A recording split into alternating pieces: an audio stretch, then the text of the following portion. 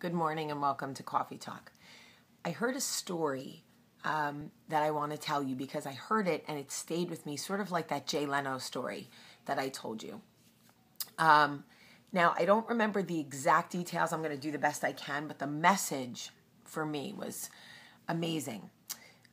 This woman was working for a very prestigious charity in New York.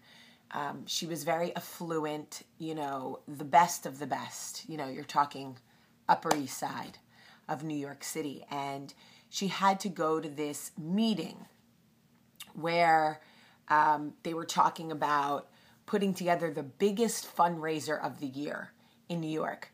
And she brought along a girlfriend of hers who was visiting. And this woman sort of dressed a little frumpy, had a very heavy Long Island accent. Brooklyn, I think, actually. So Brooklyn, my dad was from Brooklyn. Brooklyn accents are very harsh. Not that Jersey's aren't, but Brooklyn's really harsh. And very different than the Upper East Side. Anyway, she brings this woman along, and her girlfriend is listening as this meeting is going on about this fundraiser. And they're really stumped about what they're going to do for entertainment and blah, blah, blah. And she finally gets frustrated with all the back and forth. And she raises her hand and she says, "Listen, it's not that big of a deal. My son will play, okay?" And everyone's looking at her with her harsh accent and her sort of plain Jane clothes. And her friend says, "Sit down, Roz, sit down." And everybody else started to sort of poo-poo her. And the woman looked around and thought, okay, you don't want him to play for you? You're too good for my son? No problem. So the meeting goes on and they spend another hour. They're grinding away trying to figure out who's going to do the entertainment. They have so much money to raise this year, blah, blah, blah. The woman stands up again. She's like, "Oh, I can't keep doing this with you people. My son will play. Just, can we go? I'm starving. Don't worry." So again, they look at this woman who doesn't at all look the part. And they think, no. And she's like, "Oh, all right, look, clearly I'm not good enough for you. So I'm out of here." So she picks up her stuff and she leaves with her girlfriend. Come to find out that the woman's son was Billy Joel. And the message for all these women in this room was not lost. The message was, you can never judge a book by its cover. Because while this woman kept her simplistic life and her heavy Brooklyn accent, she was the mother of one of the greatest piano men in the world. She was offering her son to play for free for an event, and they rejected her because of their preconceived notions of who she may or may not be.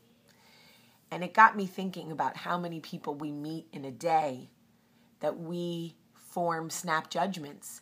Our mind works like Snapchat. We see someone, we take a mental picture of them, and immediately we decide who or what they must be. How many wonderful experiences or opportunities we may be missing because we decide based on appearance who or what somebody must be, what they can offer us. There were a lot of times in my life where I looked like $1 million, but I had nothing to offer.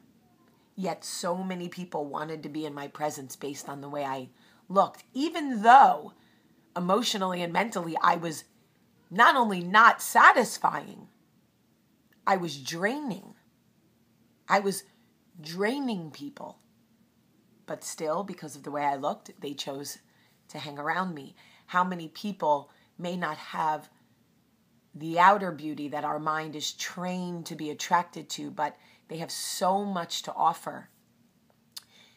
It makes you wonder if some of the greatest peacekeepers in this world were disfigured. If Mother Teresa, say, was a leopard, maybe if she was what was not aesthetically pleasing to people, if she had scars or weighed 800 pounds or whatever it is that we are trained to believe is ugly or is off-putting, would we have listened to what that wonderful woman had to say?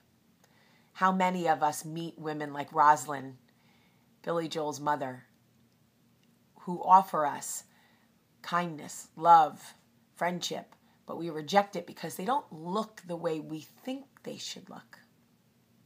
I mean, I know I've done it.